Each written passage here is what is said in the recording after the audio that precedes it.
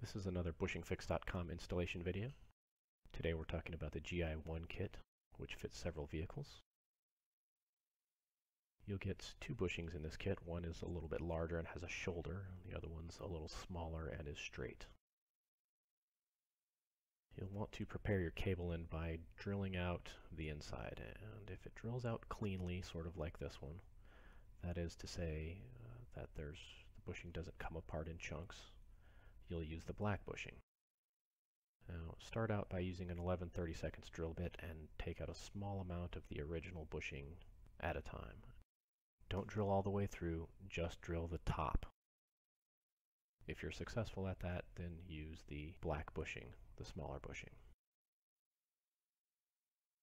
And once you've drilled it out, it will look like this. After you install the black bushing, you can reconnect the cable to the transmission and test the installation. If when you're drilling out with the 11/32 drill bit and it begins to chunk, or it comes out in several pieces, or falls apart, or comes out entirely, rather than using the black bushing, you will use the green bushing. And to prepare for the green bushing, you'll just drill out using a 3/8 drill bit just the top of the cable end. You don't want to go all the way through, so put a piece of wood or metal underneath the cable end, or better yet, use a drill stop.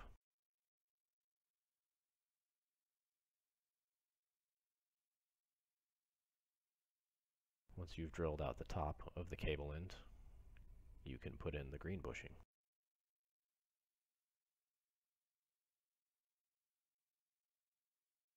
You should be able to mostly press it in straight.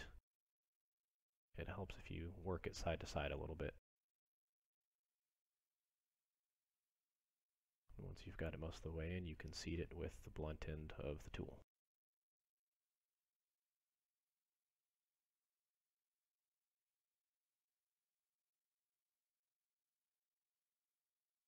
Now, if in the first step you were using the 11/32 drill bit and it caught on the bushing and pulled the drill all the way through, which happens sometimes, not to worry, you can still use the green bushing.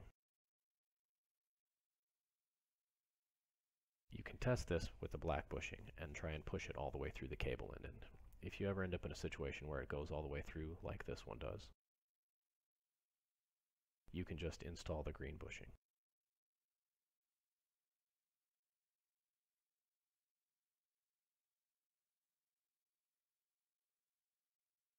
Now, without drilling out the top and the rest of the bushing, it fits a little bit tighter.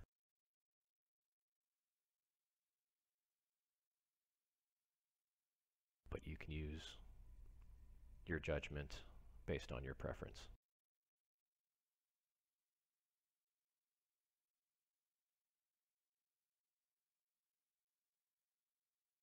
After you're done, reconnect the cable to the transmission and test the installation. And that's it, you're done. Thanks for watching.